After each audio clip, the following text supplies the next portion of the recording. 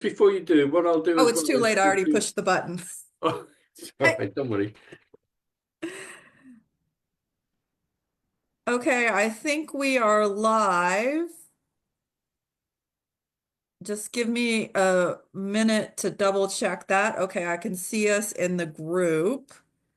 And then hopefully you guys can hear me. This is Anissa. And today we are very lucky to have Alan Woods with us. He is a volunteer tour guide with the National Trust at Housesteads Roman Fort, which is one of the most important Roman forts along Hadrian's Wall. And about a few weeks ago, we had Housestead's Heart of the Wall Part 1. And that was kind of an introduction session where we kind of learned more about the Roman conquest and some of the strategies behind the wall and the purpose behind the wall, and a little bit about the forts on the wall. Today's presentation, we're going to move closer to Housesteads and we're going to talk really focus on the area that is around Housesteads. Now, for people that are doing the Hadrian's Wall walk, I'll tell you right now, you probably won't have much of a chance to see this part of the landscape that Alan's about to talk about, because when you approach Housesteads, you're on Hadrian's Wall, and Housesteads is kind of below the wall. And so you can walk down and explore the fort. For me, when I did it, I didn't have very much time to explore the fort and or much energy at that point, to be honest. But Alan's going to talk about kind of from the fort and going down even further to where there's the National Trust Visitor Center. There's also an English Heritage little museum that's at the same level as the entrance to Housestead's Fort. So you probably will see that, but I don't think many people that are walking actually go all the way down to the National Trust Visitor Center. So with that, one more thing I was going to say, we had a great session last time, and I know a lot of you guys ended up watching the replay. But if you are able to join us live, we do really appreciate it, and Alan really wants to make this session as interactive as possible. So if you have any questions, please put them in the chat. I'm going to be keeping one eye on the chat, and as I see questions or comments, then I will just ask Alan on your behalf. So with that, I think, Alan, do you want to go ahead and get started? Okay, no problem, and thanks for the introduction. What I'll do as well is I'll just step through some slides as a kind of review of what went on last time. Please, again, for me anyway, it's important because if you ask questions, then if I can't answer, what you'll do is give me something to lock myself away for a couple of days while I find out what the answer is, which is never something I worry or rather something I like to do. So I've got loads of books behind me as a result. Okay, I'm ex-Army, ex-British Army, and what that will do is colour my use of words and the way I describe things. So please bear with me. Bear in mind too that one of my subplots is to teach you all Scouse, which is a dialect of Liverpool. If I can get you all to say "all right there, lad," just like that, when you go into a pub, I will be over the moon. Okay, again, it's a matter of Housesteads. I've been a guide up on the wall now for a couple of years. I think it's just absolutely brilliant. It is in a beautiful part of the UK. It's in one of the last remote parts of the UK. That's a picture of me doing Brad Pitt impressions. He's terrified, and that's my little dog, Ruby. All right, that's the fort. What it may have looked like, that's the fort the way it looks now. Again, it's a matter of there's a museum, there's all kinds of bits and pieces there. And the last slides went into the nature of the political sort of situation, the tribes and all the rest of it that the Romans found themselves up against. However, One of the beauties of the fort is that it actually leads you as it's a kind of microcosm of the way the empire worked, and it leads you into those things once you start to study it seriously. A few days ago, I bought a book published in 1910, would you believe, about the Roman government and the way it works. And the reason for that is it's one of the it's a doctoral thesis from around about 1910, and it's one of the more remarkable books because so much is drawn from it when you just research the book. The text divided into these sections, and we went through these four. But what we're going to do now, as Elsa said, is talk about the land leading up to the fort. Again, another of my subplots is that, again, ex-army, one of the things soldiers do is they study the land. And one of the things you do what happens when you do study the land is that so much you can see that that is there if you know how to look. And the same principle applies to pretty much all of the forts. So if you go to Vindolanda, for instance, as you're wandering around, Vindolanda is way south of the wall, a good couple of miles. But there is a fort not far from the Roman Army Museum. As you look around Vindolanda, there's Barden Mill, all kinds of places and bits and pieces to do with the way the Roman army worked and the way the Romans operated. So the benefit of me going through this, for me anyway, is to get it across the message that instead of just walking, look around you. And that's north and south of the wall, because as I'll try and illustrate, there just is so much. So what we're going to do now is we've gone through the tribes, described a little bit about Hadrian and what drove the building of the wall and what have you. And now we're just going to walk up the hill. It's when I do my presentations or when I do my guided tours, and I'm starting my guided tours tomorrow afternoon, I'm going to rehearse. So I'll post something on the appropriate website on Facebook to say I'm up there from around about 1 o'clock on, and I'll be pottering about the place looking like a ragamuffin, chatting up people to come and join me so I can rehearse and practice. All right, first of all, this is, and there's a lot of views from Google Maps. One of the things, again, about using Google Maps and other maps, as I'll try and illustrate with this slide, is that once you start to understand the different forms of map, then what the different forms of map, if you overlay them, start to reveal so much, if you like, collating different information sources. So this is Google Maps. It's a straight up Google map. And this little red circle, as you see the slides, the way they work, is where I'll be talking, where I'll be saying I am talking from. All right. So there'll be a few slides, about half a dozen, with little red circles on, and then it'll start and it'll come something like this. If you get the slide deck, these little books down the bottom are links into live information sources that you can click on and play around with to your heart's content. But be wary, because once you start, you'll end up wandering off into the Ulu somewhere, reading about all manner of things you didn't know you were going to get involved in. Okay, so Yeah, for and the you did moment, post this. You did post the slide deck in the group the other day, so people should have that's access right. to it. So let's say, for instance, we've just arrived at Housesteads. You've had a look at the Visitor Centre, National Trust Visitor Centre, and you're about to walk up this pathway here.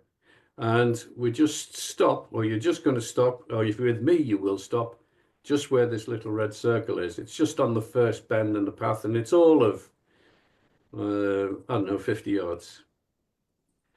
Okay, but before you go up there, just to the immediate south of the visitor centre, there is a tumulus. Now, the tumulus is an ancient grave. If you get an Ordnance Survey map of the UK, then you'll find that there are tumuli, lots of tumuluses over each of the sheets. It's a grave from before Roman times. It is a curious grave because it's got a trench dug across the top, where most of them are kind of, if you like, little tiny hills. But you will find them all over the place.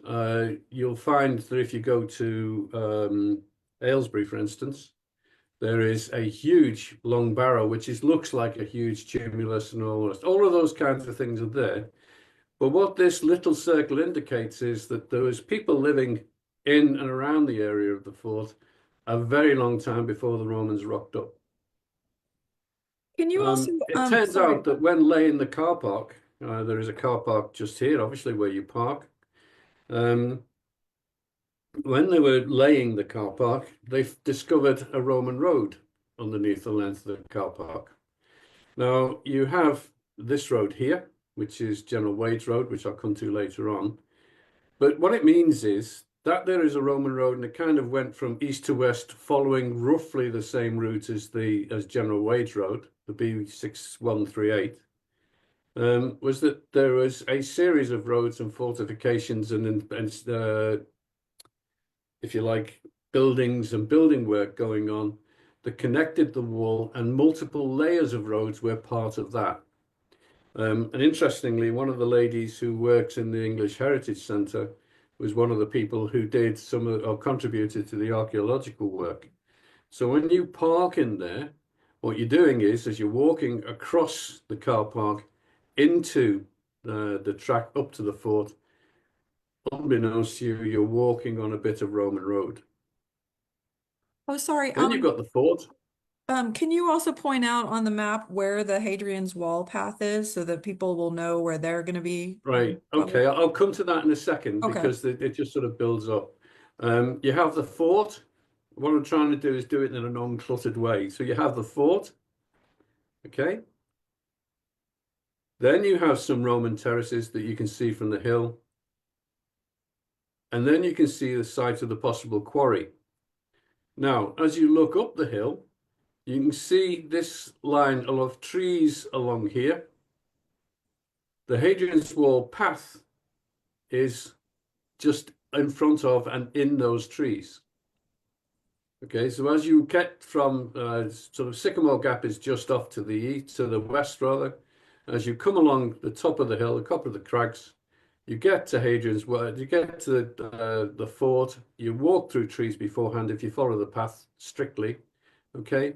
Then you'll get to the fort, and then if you keep on walking past, the north wall of the fort is actually Hadrian's Wall, right? Then it goes winging off over the Nagburn and into the distance towards Newcastle and what have you. But the point then is, as you look down the hill and you walk, you don't have to walk far. Just walk to the end of the west wall and look south across the hills. Then you can see so much. The other thing is to understand is that you're on a geological split in the UK brought about by the Ice Age. And as you look north, right, it looks pretty much like a cliff, if you like, as you're walking along very steep hills on the north side. But if you look south, then you can see the land roll as it sort of rolls and valleys and rolls and valleys and whatever. So again, you're on a geological split. Now that geological split is important because one of the curious things about the wall, about the fort, is you can see if once we get into the fort, we're not going to do that this morning or this afternoon rather, but you can see how far the Romans could dig down, and that caused them problems, all kinds of problems in respect of building the wall on Housesteads Crags and building Housesteads Fort. Because quite simply, although they were skilled builders, they didn't have the kit to get through the rocks that are underneath, again caused by a crease in the world brought about by the Ice Age. You have the Vicus, a small town, which we'll come to. And then this is an overlay. Okay, it's a composite map made out of LiDAR, which is a kind of laser mapping of the world that's going on, which is causing all kinds of ructions because it's exposing so much. These little circles, which you may not be able to make out, are placings of Roman inscriptions. And the Roman inscriptions connect you out to things like the Antonine Plague and what have you, graveyards on the hill up and what have you. You have the terraces here, Chapel Hill and the Mithraeum, etc. And then the Roman road, so Hadrian's Wall path comes along here. But you also have the Roman military road, which stretches along from the next fort down, through Housesteads, the west gate, through the east gate, and then up round into the crags. Then further south, you have General Wade's Road. And then further south to that, you have another road called the Stengate again, which I'll come to.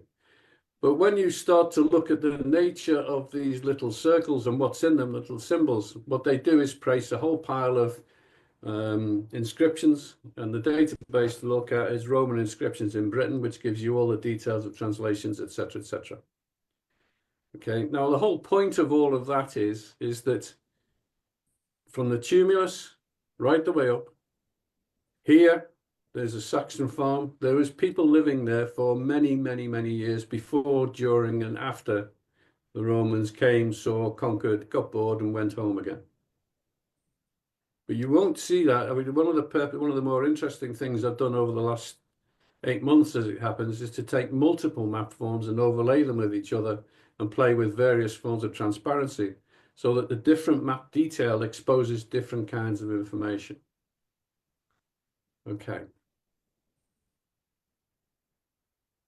I've put in the slide deck an Ordnance Survey map shot and various other, and a slide deck or a link to the slide deck if you request it, which will show you how to do all of this kind of overlaying bits if you choose to. The only thing I can do is to encourage people to do that, because again, what it does is it gives you a different view of the nature of the land and a different view of the level of detail that you can see. There is no other way to describe it. But it's one of those things where you won't find out about it until you listen to a doddery old geezer like me, or you experiment yourself. So I've got another deck which explains how to do this overlay business. Okay, so now what I've done is I've presented to the visitors, asked them to look up the hill, okay, and then start to pick out some of the geological and geographic features on the way up. So that what's his name? The terraces, the vicus, and what have you. The next place that I tend to ask people to stop is at Chapel Hill. Now, my apologies in advance to anyone who is religious. Again, it's a matter of part of the curiosity of life is what happens when you start to find out what's going on, when you know about various bits and pieces that may have been going on at Chapel Hill. So, I'm not quite sure if any Americans will understand the phrase one-armed bandit. It's another term for slot machines that we use in the UK. They reckon that at Chapel Hill, it's a long line of chapels, or rather temples, along the hill. You can't see them because part of the nature of the archaeology involved was to excavate and then recover to preserve, but they're there. And one of the things that used to happen was that if you were a Roman soldier or a citizen of the Vicus and you wanted to go and pray to the gods for whatever reason, you would walk down to the temple that you were interested in, speak to the priest or whatever he was, slip him a few coins. He would give you a cup of holy water, but he'd make you put your coins in a kind of trigger device that would give you the glass, like a sort of pulling the lever down on a one-armed bandit kind of thing. The other thing about Housesteads is that there is a Mithraeum buried on Chapel Hill. Now, if you go down the military road, General Wade's military road, heading towards Newcastle, about 5 miles, you come to a little small place called Carrabra. You'll notice a sign for a Mithraeum there. And you can stop off and you can look and have a look and what have you. Now, there's a number of curiosities about Mithras. First of all is his symbol. And his symbol is a man rising from the ground, from beneath the earth, with a kind of halo over him. And it's a case of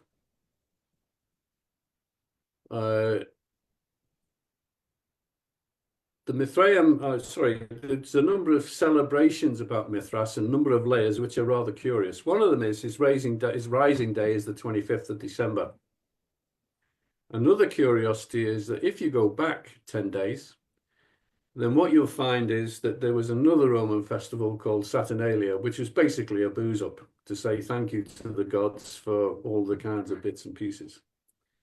And it's just a curiosity that the 25th of December has a ring for in the Christian faith, as does Advent and the 10 days beforehand.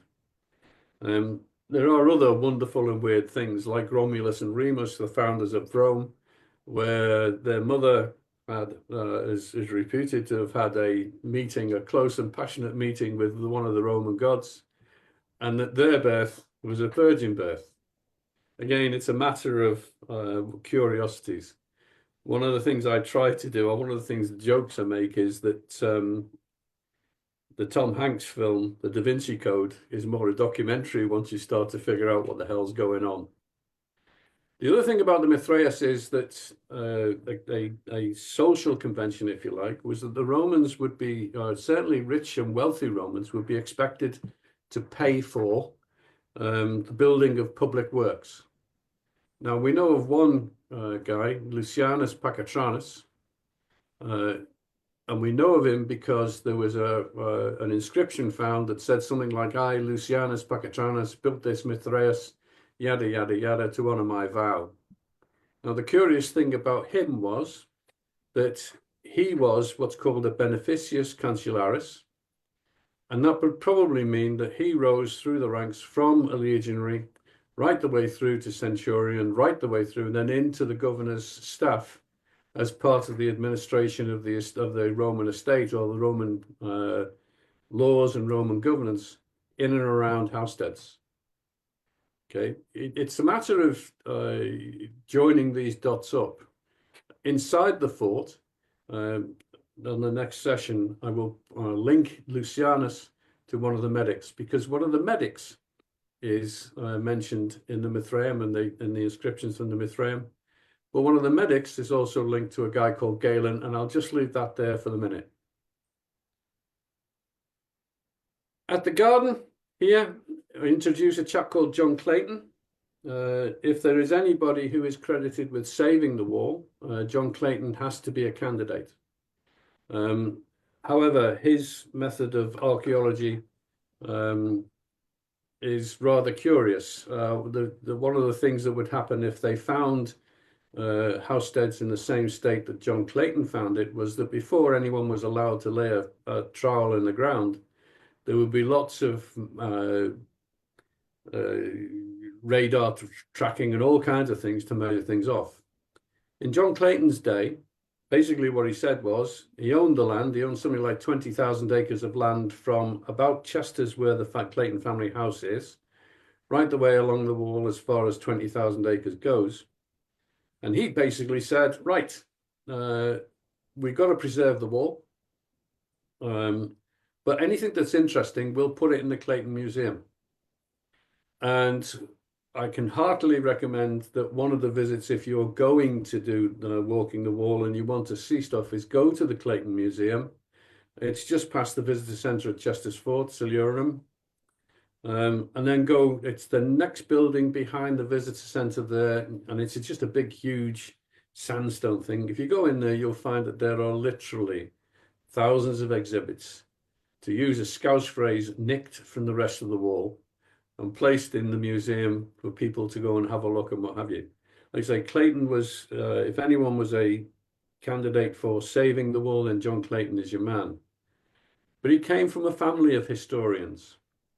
And naturists and wrong word, but people who were interested in the natural world. And one of them was his grandma. And in her day, what she would do was, if you were, say, Captain Cook, which she did, she found out that you were going off to explore Australia, she would write to somebody on the ship that you were sailing on and say, dear such and such, if you're going that way and you find some seashells, can you pick them up and send them to me? Now, again, with the Endeavour and Captain Cook, what happened is that I think it was the bosun that she wrote to, and the bosun did as he was asked because theirs was a scientific expedition as well as a purely as a navigational expedition. And the net result of that is that the Clayton collection of seashells for a long time was the most important collection of seashells pretty much anywhere. So they were a family who were keen on preserving history, both locally and internationally, where they had the chance and the opportunity. Again, let's say John, his grandmother and all the rest of the seashells, but there is lots more. But Chester's Museum is definitely the place to go in Chester's Fort. The next stop, and it's at this point what I try to do is I stop deliberately and get people to look south. All right, I'll come to that again in some detail later on because there's a better photograph. But you have another part of the fortifications. You have the wall, as I pointed out. So the north wall of the fort is Hadrian's Wall. Then it goes off up towards across the Knagburn and off to the crags. You have the windsill that way that the wall runs along the top of. All right. But before that, you also had something called the vallum. Now, the Latin translation of vallum is ditch. But the vallum stretched the length of the wall pretty much. And the vallum was about 30 foot wide and about 20 foot deep. What you also had to the north of the wall where it could be built and dug, because don't forget we're on a geological split in the UK just along this little bit here, was a berm to the north. So when the wall was being built, there was a berm, same as the berms that were in Iraq and all the rest of it. Then you had a significant ditch along the length of the wall, but back from the wall. Okay? So it wasn't just the wall. And again, one of the things I say when I'm up there is if you consider the complications of the engineering and the construction effort that's involved, it also speaks of the power of the emperors, because basically Hadrian came along in around about 120 and said, right, lads, build a wall. The reasons behind it are open to debate, but basically they'll build a wall. And the Roman army, with a considerable amount of planning beforehand and a considerable amount of logistical expertise, built the wall in a few years. I understand many of you watching may be Americans, but if they tried to do the same kind of thing in the UK now, it'd take them 10 years just to get planning permission. Okay? And there you got what I'm on about. Now, what I'm going to try and do is illustrate the reason. This is slightly higher up the wall than on the fort taken at the Valetudinarium, but you'll get the idea, hopefully, of the benefit of looking back. And what we're doing now is we're looking south over the UK. Another curiosity of standing at this point of the wall is this. In the film Titanic, when the hero and the heroine were stood on the bows doing the music bit and all the rest of it, from the bow of the ship, you can see a circle around you, around the circumference, around the world. You just see the sea. And the maximum distance you can see is about 48 miles because of the curvature of the Earth. That hill line, or that edge line, is about 48 miles away. So what it emphasizes is that you were at the top of Hadrian's Wall, you're at the top of the crags, and you can see for miles. You can also see north, but not quite as far. So you can see a lot of the land if you start to study it. All right. So there's Chapel Hill, where the Mithraeum is and where Clayton's Garden is. There's the quarry. And actually, you can start to see it's a quarry by virtue of the fact that there are steps or levels in the hill. It's not a sort of a gradual hill or whatever, a hill slope like you're used to. It is clearly stepped. And again, if you drive along the road coming to Housesteads Fort and you look carefully, then you can see that there are lots of mini quarries and various other bits and pieces where clearly somebody's been doing some digging at some point. Okay. you have the stand gate. Now, the way I describe it is this line of trees, this clutch of trees here, look like they're walking over the top of the hill you can see in the distance. In the front of them, there's another wood, and what you've got is a straight line that cuts across, pardon me, the trees and stops them moving further north. The trees like to move, albeit gradually, like anything else does. But that Stone Gate was built around about AD 89, when Agricola was obliged to move south after his abortive invasion of Scotland, when he decided as the governor that he was going to finish off the conquest of Britain. So again, what you then have is another Roman road. So you have layers of roads built since the Roman times, coming up the hill, all about strengthening the position of the Roman army and the Roman boundary, the limes. Hadrian built lots or strengthened lots of the boundaries of the Roman Empire. And the Stangate is one of them. And the Stangate stretches from Corbridge to Vindolanda and then along to Carlisle. It is as straight as a die, a classic Roman road, and then it kind of moves about a little bit because of geography and geology and so on and so forth. But nevertheless, you've got defense in depth being built, indicated just by looking south and understanding the lay of the land using a map. Okay. Now, what you also have is, I couldn't get it on the photograph here, off to the left, you have another fort, which was temporary living accommodation for the soldiers and or a marching fort as the Romans moved north for whatever the many conquests of attempted conquests of Scotland. Now, again, if you look at a map, you will find that there are lots of these little fortlets knocking about. And it becomes obvious why they're there, because when they were building the wall, the soldiers had to live somewhere. And one of the things the Romans did, as a matter of routine, their marching routine, it was literally, when they were practicing marches, they'd do 20 miles, 20,000 paces. And then the reason they would make it that level, or one of the reasons, was that they would, as a matter of routine, dig temporary fortifications to protect themselves, which would take them a couple of hours. And what you can see, again, from looking down on the hill, once you learn to look, is Roman forts, marching forts, temporary accommodation, if you like, liberally scattered about the place. If anything else, that idea of, it's obvious when it's pointed out to you that the Roman soldiers had to live somewhere. You couldn't just sort of stick them in the middle of nowhere and say, right, lads, get on with it. It is a case of the effort of building the wall. To say it casually, it took them 7 years plus another couple of years to build the forts, etc. And with the forts, incidentally, being a bit of an afterthought. It meant the soldiers had to live somewhere. It meant they had to be logistically supported. It meant they had to get stone from wherever it is they got it. It meant they, etc., etc., etc. It was a mammoth undertaking. And then you have the other thing knocking around, which is the B6318, which is General Wade's military road. And General Wade's military road, again, runs as straight as a die, but it wasn't built by the Romans. Lots of people think it is, or think it was. General Wade was about in the 45 rebellion, Bonnie Prince Charlie and all that kind of stuff. And General Wade built his road after the rebellion, or the 45 rebellion rather.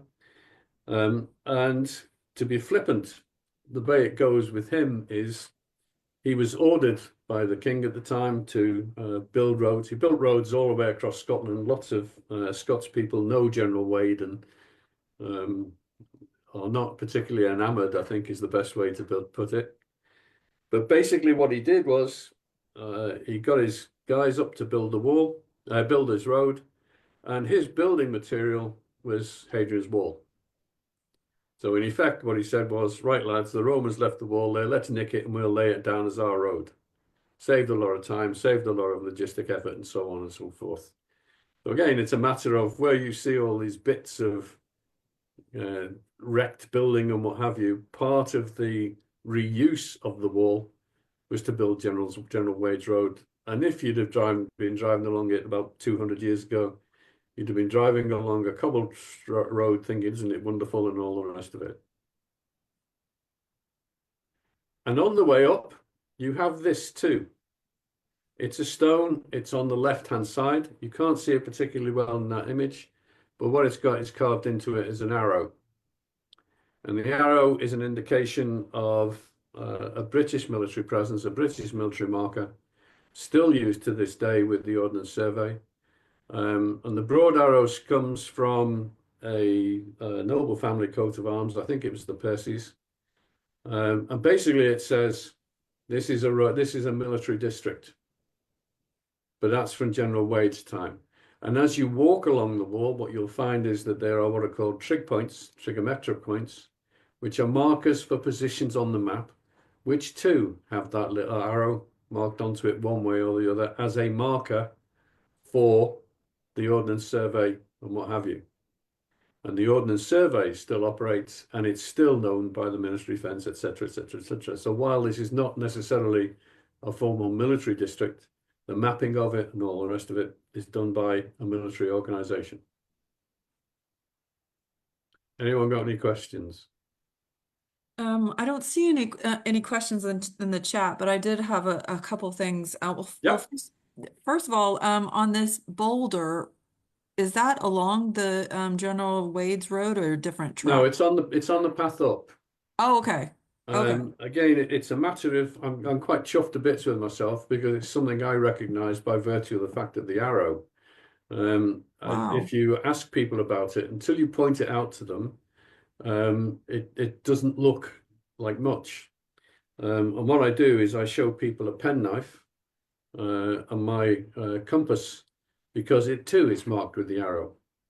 And if perchance you go on a British warship, for instance, and you look carefully at any of the little circuits and bits of equipment lying around, you'll see that little arrow still marked on warships. You'll see that little arrow marked in forts in Canada, India, and all the rest of it. It's all over the place if you but look. Oh, wow. Okay. And then I had another piece of information I thought maybe people would find it interesting about General Wade. He kind of gets credit, at least as far as I know, for naming or for helping come up with the Twice Brewed Inn name. Did you hear this story, Alan? Yeah, I tend to throw that into my thing later on the wall, but the idea of twice brewed, oops, sorry, my apologies. No problem. Yeah, the idea of once brewed and twice brewed beer is a bit of iffy Geordiness from way back yon. Basically, when you could go into the other thing is about once brewed and twice brewed is it depends on which way you approach the town, the little village. If you come from the east, it's once brewed. If you come from the west, it's twice brewed. And that's enforces the idea that if you went into a pub in and around the border areas, then you could ask you if you didn't ask for it, you got served weaker beer than if you asked for twice brewed beer, etc., etc., etc. So you've got all that going on, and twice brewed is still a living indication of that kind of thing going on. Well, the story I heard is that he tried some of the beer from the brewery and he didn't like it, so he said brew it again. So Yeah, yeah, you got all that kind of thing going on. Uh, it's just an absolute. It's mind-boggling when you go and start to research it about just who said what when and all the rest of it. It is for me, it's just a giggle. You just said that. And one of the things I try to say is that when you're walking up the wall, I say, I won't tell you anything you can't check, but take it with a bit of a pinch of salt in the nicest possible way. There are lots of things like that. And the other thing I did want to mention is that the Mithranium that you mentioned that's Mhm. near Housesteads, that is along the Hadrian's Wall path. Yes. So that people that are doing the walk, they will see that.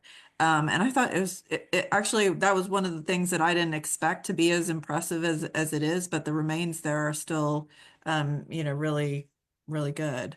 Yeah, it's a matter of one of the other curiosities is that about it is that in it you'll find that there are a number of altars and all the rest, little tiny things, nothing grand. There is also a rather grander Mithraeum in London. Um, the thing about Mithras as well is that he was a military sect. Okay. And there were seven layers of proficiency from I know roughly how to say Mithras to being the pater of the master of the chapels and all the rest. So you had all of that kind of thing too. But one of the more curious things is that people are still leaving coins in the Mithraeum at Caribra. Oh, It's just a nice thing that people do. And there's no rhyme or reason to it as far as I can understand, but it's just one of the things that goes on. What they don't do is slaughter sheep and massacre them and sort of offer the gods and all the rest of it. But nevertheless, they're still honoring, albeit as a something to do, I suppose, the uh, nature of Mithras without knowing really what they're offering to the gods. yeah, so if you guys want to ask any questions to Alan, just type them in the chat. I got my eye on it. The other thing I was going to add about John Clayton and his the shell collection. When we did our walk last year, there was a special exhibition about it at the Chester's Clayton Museum, and I can say it was really quite impressive. And then the other thing I heard about John Clayton, we'll see if this is true or not, Alan, but it was him who planted the Sycamore Gap tree. Yes. Well, I recently got asked about that. Well, just after the tree got chopped down, I was asked about it. What that tree speaks of is somebody who knew about the importance and significance of the tree as far as I'm concerned, as a bit of visual art, if you like. It's not a casual, where the tree was not by any stretch of the imagination casual, because it's in a dip along the path between two hills. You have a Roman mile castle in one, but you have this single tree. Now, part of the uh, beauty and the emotional significance of the tree was that when it was cut down, the National Trust got something like 15 million emails from across the world just about that one tree. And what you find is that I blame Kevin Costner, um, because he made that film and everyone came along to see it just to do the bits. But the tree is in a dark sky area, and you'll find lots and lots of images of the tree against the Milky Way and so on and so forth. So the tree had much more significance than just simply a tree. And I'm quite happy with the idea that John Clayton planted it because he had an eye to what the tree might become with a bit of luck. It was, once you learn about it, again, an astonishing placement that wasn't done casually. He knew what he was doing. Okay. Okay, yeah, I don't see any questions at this point. Okay, no worries. Okay, the next stop then is the English Heritage Museum. Unfortunately, one of the things that happens is nouts for nout.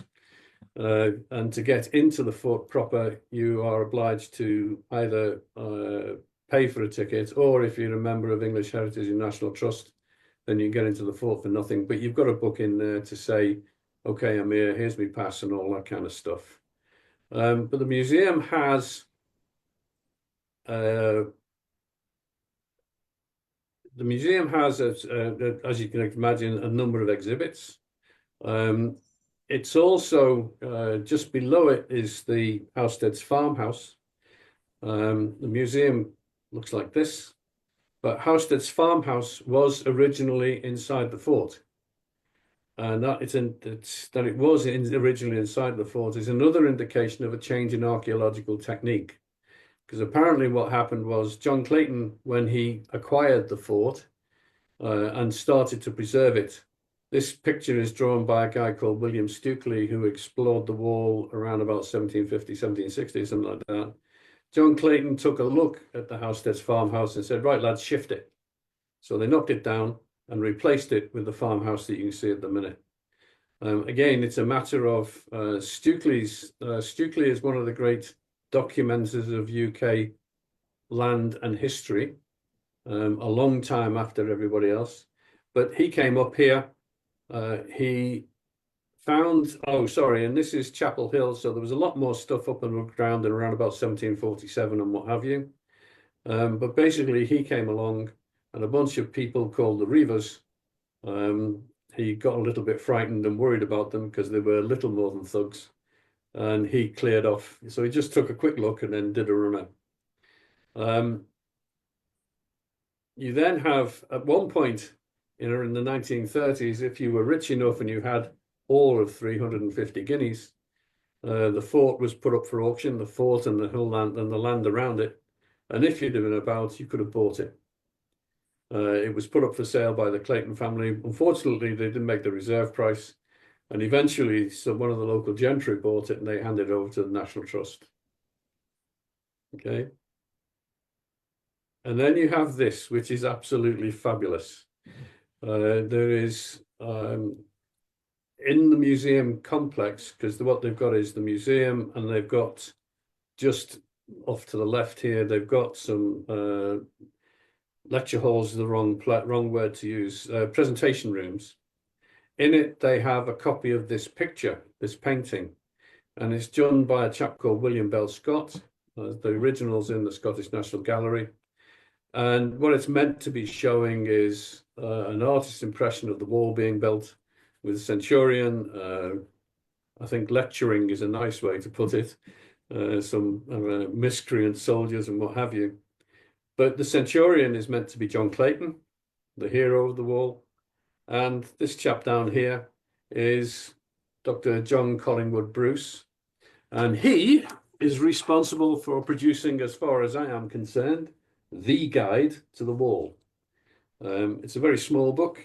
The current version is by a chap called David Breeze, who's a professor of archaeology in Newcastle, I think. But that book, if you want a guide to the wall, and the archaeology and the geology and all the rest of it is, as far as I'm concerned, absolutely essential reading. But it was originally published in about 1830, and it's in its 14th edition, constantly, regularly updated and republished and what have you. But Bruce is this chap here. And you can see the wall going off into the distance over the loch and what have you. And again, note for note, the main reason is to make sure that people are booked in with National Trust and English Heritage. There are all kinds of other reasons than merely getting people to pay for it, because one of the things they want to get a handle on is just how popular the wall is. And they estimate there's about 100,000 plus visitors each year, every year, that come along the wall, do the walk and all the rest of it.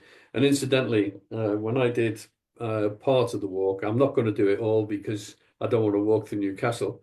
But when I did part of the wall, the bit I went along looked like the M6 at times, because there was hundreds of people walking to I was going the opposite direction to most of them, coming up towards us and all the rest of it. It was good fun because you could say hello and strike up conversations and so on and so forth. But I was amazed at how many people there were running the wall.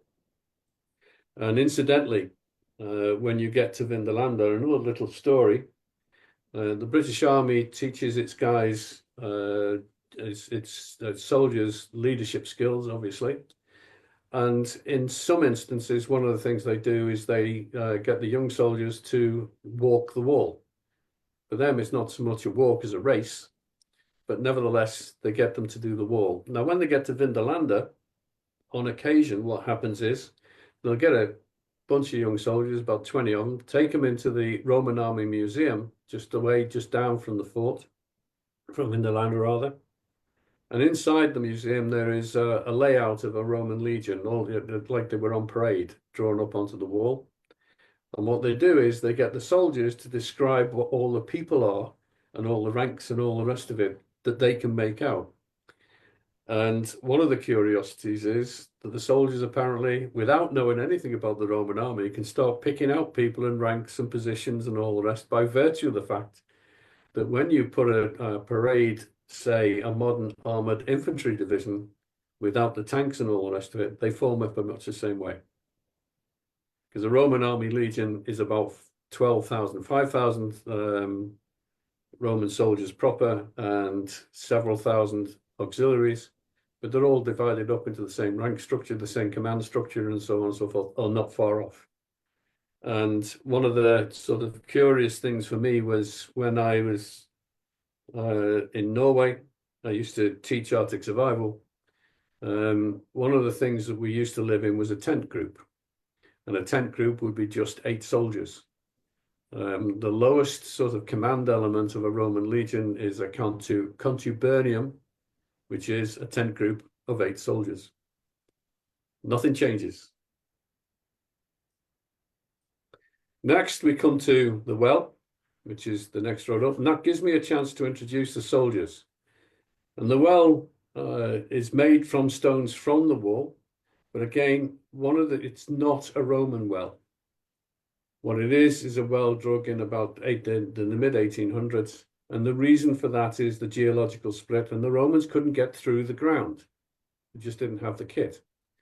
Now, one of the things then I do at this point is I say loud enough for all the ladies to hear, is to say, you had 800 young men living in the fort, 1 woman in the fort, but there was no running water in the fort.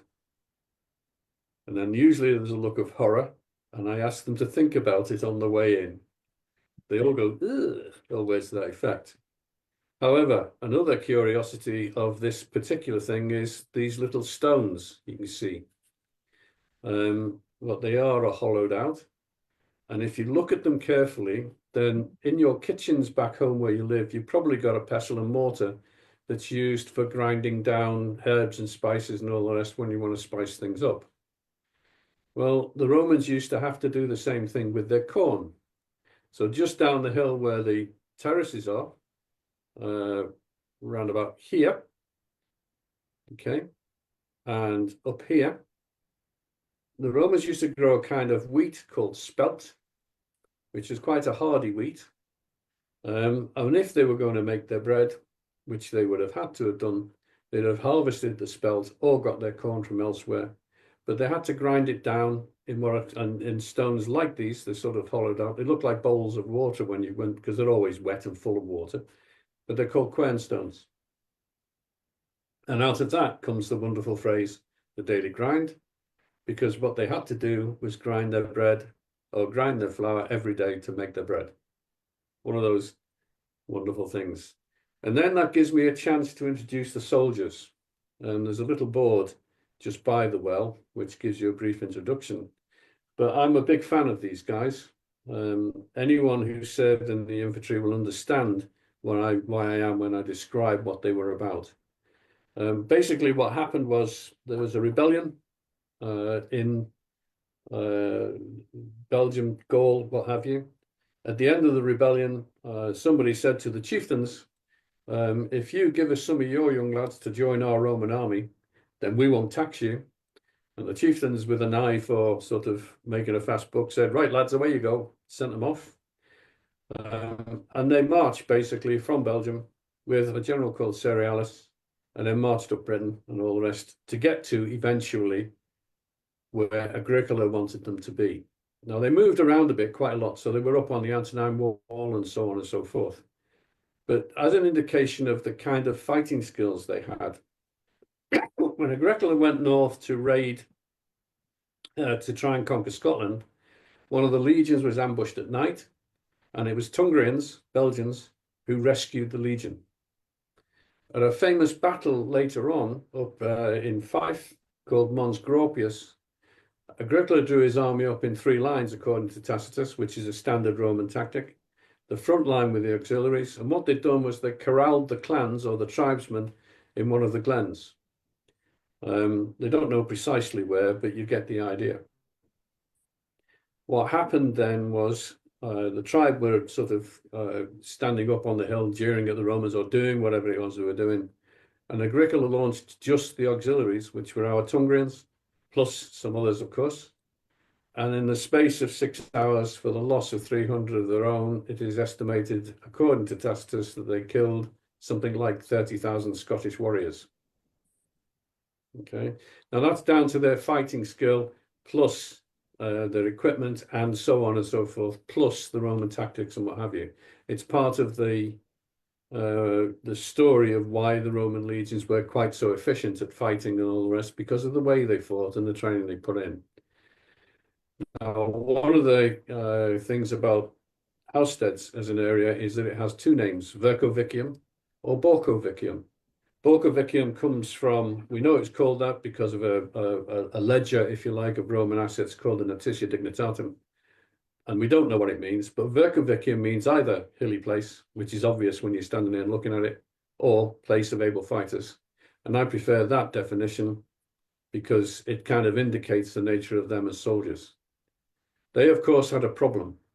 The deal for them was they joined the Roman army, they get paid about a third of a rate of a Roman soldier. They'd serve for 25 years, but at the end of the 25 years, they would get Roman citizenship, and in principle, they can go and settle anywhere. However, the catch-22 was average life expectancy was 27. And if they made it to, they'd be nearly 40 or something like that, they'd probably go home and never know anyone. So what would happen was a lot of them would settle in the vicus and the town. Okay. And again, what that indicates is the nature that the invasion of Britain was not just about military, but it was also about social change, which we come to now when we get to the South Gate. And the reason for stopping here, there's all kinds of story about Neil Armstrong and the man in the moon and all the rest of it when I actually get through the gate. But just at the gate, you have a number of buildings. One of the things that happened over the years was that various buildings were labeled and numbered and all the rest. It makes sense to do that. But just before the gate, you have a couple of buildings, one of which was reckoned to be a pub. Another one was a shop of some kind, right? You had Apicius, a Roman cookery book, because one of those buildings apparently sold fast food. And if you get hold of a copy of Apicius, what you'll find in there, a whole pile of recipes. One of them is a recipe for a roulade, which is basically a platter of pork mince on which you spread herbs and spices. And then you put some Roman fish paste called garum, which is absolutely horrible. Roll it up, slice it, get a frying pan, put it in the frying pan. And if it goes in and it looks like a burger and it comes out and it looks like a burger, the way I describe building one is Burgerus Kingus. Okay. You also have the murder house. Now, the murder house is indicative of the nature of the boisterousness of Roman garrisons. If you go to Vindolanda Fort, I think it's in the fort or in the museum, the Roman Army Museum. What you'll find as you go through the exhibits, there is an exhibit of a skull which has been partially carved away by virtue of the fact that the person who was the person who had the skull came to a very sticky end. We have two, or when they did the archaeology initially, and they dug up it's a grass floor, you can still see it, but underneath it there was a stone floor. Underneath the stone floor, they found two skeletons. The skeletons were recovered, then put through whatever the science at the time would allow them to do, and then they were buried outside of a Christian church because they were not Christians and they couldn't be buried inside the precincts of the church. And that's where they lived. But again, it's indicative of the nature of the violence, because there was the two skeletons. One was a young lady and the other one was a bloke, and the bloke still had bits of sharp implement embedded in his ribs. Okay. And again, the point about explaining all of that is, again, to reiterate, first of all, it's looking at the land and to get the idea across that The Roman invasion was not just about the soldiers and what have you, it was everything else. So these buildings here, for instance, there was, and I'm going to get this pronunciation wrong, my apologies, a cavalry unit stationed at the fort at some stage called Numerus Fridi. And they were another bunch of guys from Belgium, from a different part of Belgium, obviously. And the one part of their claim to fame is something called Housesteads ware, which is a particular kind of pans or pots, rather. You can't buy it, you can't get it. The only examples left are in Newcastle Museum, but you had all of that kind of thing going on. Lucianus Pacatronus, his main office is reckoned to have been building 5. There would also have been a census carried out because at one stage the town was given a little certificate to say you're a town now, you're not part of the garrison. So what that meant was that one of the duties of Lucianus and his crew was to take a census of the people living in the town for reasons of taxation and so on and so forth. See, it's more than just the military establishment, more than just the soldiers. It was a whole societal change in respect of Britain. And one of the things that the rest of the town brought with it was because the soldiers got paid money that could be exchanged pretty much anywhere across the empire. And that brings it to an end. Because the south gate is where you would enter the fort when you go That's into. right. Yeah. And again, there is this tale there at the south gate about wagons. Neil Armstrong, because the Armstrong clan built a Basel house and what have you, but that's for next time. Okay. Yeah, and the other thing I was going to say is I know, when we visited, I think there was only like maybe one or two inside the fort. I think English Heritage or National Trust has done a really good job with the signs and you can read a lot about it. But the Vicus area, I think there was only like maybe 2 or so signs. There's not near as much. So I definitely learned a lot. I didn't know about some of these other buildings that you had talked about. Um, Again, it's a matter of I can't show you them. It's driven. I think it's fair to say it's driven my wife up the wall because when I left when we moved up here, I got rid of about 600 books to do with computers and all the rest of it. And slowly but surely, the books are now sort of sneaking in through the back, through the front door, through the back door, and all the rest. And there are lots. The point about that though is this, and it's quite a serious point. It comes back to the nature of translation and the nature of different sources and interpretation. What I've found is that it's no good buying just a book on the wall. It is a case of buying several to get a composite view. So, for instance, when I get asked about the nature of building the wall, there is a book by a chap called Peter Hill, um, which is just brilliant. But Peter Hill is a curious chap, he must be. He started life as a stonemason. He became a clerk of works at Lincoln Cathedral, which means he knew an awful lot about ancient stonework. But then he took a PhD in archaeology. And his book, just about the building technique, is amazing. But it's seriously, you've got to show serious commitment to go and do it. It's just so far out, it's just not real. But again, it's a matter of I need to read that kind of thing for no other reason than I get asked about that kind of question. But like I say, for me, you don't have to do that if you're just walking the wall. But what I'm suggesting is there is so much to see if you stop, pause, and take a look around. Yeah, I mean, so we just basically talked an hour about the things outside of the fort. And so next time, for our next session, we are going to go inside the fort. I'm sure Alan has a ton to share with us about all those buildings inside there. So I think that's going to be a really interesting session. I'll just wait like one more minute and see if anyone else has any questions. But of course, if you think of questions later, or if you have questions as you're watching pieces that you might have missed the session, just feel free to put it in the comments. I'll probably see it, or if you want to tag Alan, that's fine. He loves answering questions. He loves being asked the questions. So please feel free to ask away.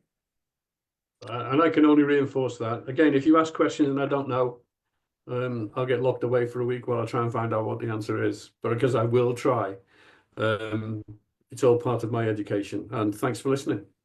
Okay, great. Thanks, everyone.